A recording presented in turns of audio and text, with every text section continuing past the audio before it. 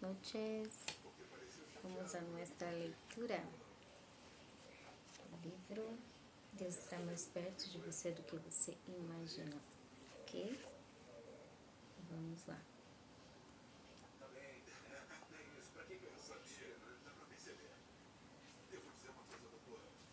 Páginas 47, nós vamos ler Quando Deus parece distante. Agora, porém, chegamos à pior condição. Às vezes, eu não consigo encontrar o alien, mesmo tentando muito. Parece que Deus não pode ser encontrado, ainda que eu realmente tente encontrá-lo. Houve momentos em que eu tentei orar e de verdade o teto do quarto pareceu uma barreira na qual minhas orações ricochetearam. Pensa nas vezes em que tive de tomar uma importante decisão. Dizer a Deus que faria o que Ele quisesse se Ele apenas me dissesse o que fazer. Eu não ouvi nada. Penso nos dias em que carreguei uma bola de ansiedade no estômago pedindo a Deus que mandasse paz e contudo o sofrimento permaneceu. E isso não acontece somente comigo. Uma jovem chamada Nancy estava vivendo um relacionamento romântico que era quase certo terminaria em casamento, só que não terminou assim. Ela orava e Deus não respondia. Ela ficou furiosa e não obteve resposta. Ficou triste, perdeu quase 9 quilos, mas não teve consolo. A fase não durou para sempre, mas por um longo tempo foi difícil ver Deus naquela situação. Ela acabou terminando com o relacionamento e mais tarde veio se casar comigo. Por isso eu gosto de pensar que a história teve um final feliz. Às vezes a história é mais dramática. Eu penso em outro amigo meu, um homem dos mais inteligentes que já conheci. Frequentamos a mesma faculdade, o mesmo curso de pós-graduação. Eu sou certo de não conhecer ninguém que lesse mais a respeito de Deus ou pensasse na fé do que ele. Em poucos anos, através de uma série de tristes eventos, ele perdeu o casamento, o lar, os recursos financeiros e a carreira. Ele ficou com um único consolo, uma filha a quem ele amava e que adorava cada palavra dele. Ele era inteligente como o pai. Antes que a filha tivesse idade para ir à escola, eles leram juntos O Senhor dos Anéis. Ela conhecia todos os personagens. Quando ele perdeu tudo, a filha restou como o sol em torno do qual girava o pequeno mundo do pai. Certo dia de férias, com os parentes, ela dava um passeio de carruagem. Ao atravessar um pequeno rio, os cavalos se espantaram e ela foi jogada na água. Levou horas até que o corpo dela fosse encontrado. Com isso, ele havia perdido tudo. Então ele teve de perguntar onde Deus estava, quando algo tão precioso como a vida da filha se perdera por meio de um enlouquecedor jogo de dados cósmico. Um jovem que conheço, vindo de família muito insegura, era violento e sexualmente desequilibrado. Sua conversão à amizade com Jesus há 5 anos foi uma coisa digna de ser vista. Para qualquer um que conheça, ele é um modelo de fidelidade. Também é muito ativo na igreja e disciplinado em seus hábitos devocionais. Sempre dá testemunho a outras pessoas e argumenta com eloquência a respeito de sua fé.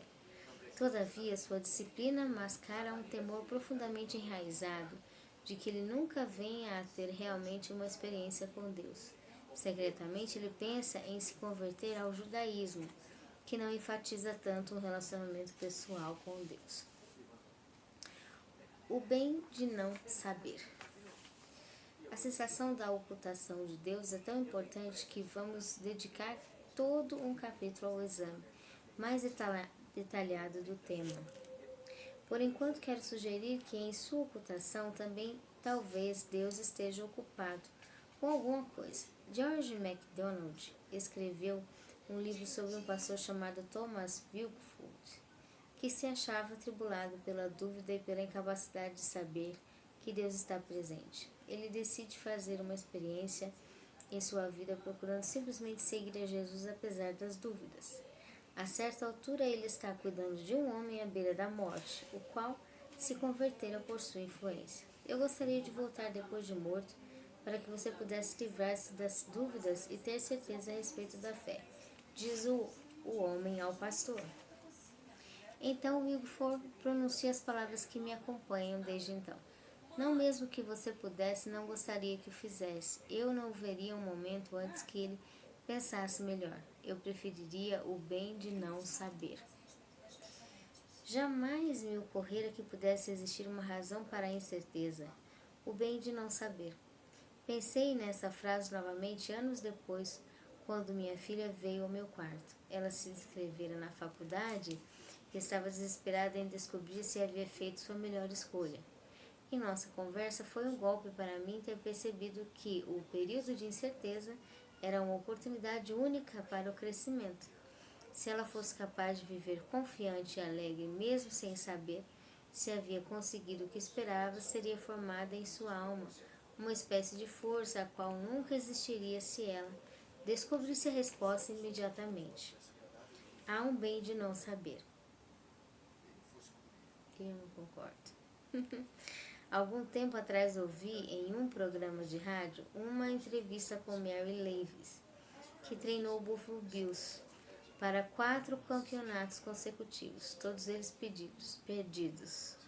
O entrevistador lhe perguntou: como você lida com a incerteza de entrar em campo sem saber o resultado? Como você lida com a ansiedade? A resposta de Levi foi inesquecível. Se você está à procura de certeza, escolheu o jogo errado. Essa é a diferença entre ir a um jogo de campeonato e uma peça de teatro. Todos sabem que Hamlet morre no final. Entretanto, imagine por um momento 2 times de futebol entrando em um campo sabendo por antecipação que será o resultado final da partida. Seria difícil conseguir muita adrenalina. Não saber não significa estar condenado à ansiedade. Antes, não saber é um apelo à confiança. A confiança é crucial para o bom desempenho. A incerteza é essencial ao jogo. Depende muito, né? Tem hora que é não saber e a incerteza ela tira a vontade de permanecer mesmo, absolutamente. Bem-vindo à espécie humana. De algum modo, é essencial à vida humana que Deus tenha ordenado podermos saber o resultado final de ontem, mas não de amanhã. E isso não significa estarmos condenados à ansiedade. Significa isto: se você está à procura de certeza, escolheu a espécie errada. Você não pode andar pela fé, mas não pelo que vê. Você pode andar pela fé, mas não pelo que vê, não aqui embaixo. Talvez seja por isso que devemos lutar com os momentos do não saber da vida. Thomas Merton disse certa vez que se você encontra Deus com grande facilidade, talvez não tenha sido Deus quem encontrou você, ou que você encontrou. O próprio irmão Lourenço declarou que no momento em que ele decidiu pela primeira vez buscar a presença de Deus acima de tudo, não se sentiu bem com isso. Parecia que tudo, até Deus, estava contra mim, e somente a fé estava do meu lado. Essa sensação de fracasso crônico durou 10 anos, quando finalmente atingi o ponto onde eu esperava que o restante da minha vida fosse muito difícil, vivi mudado de repente. Ok? Próxima leitura, Deus onde você menos espera. Essa foi então a nossa leitura de hoje. Estamos na página 51 de Deus está mais perto de você do que você imagina. Ok? Que o Senhor te abençoe.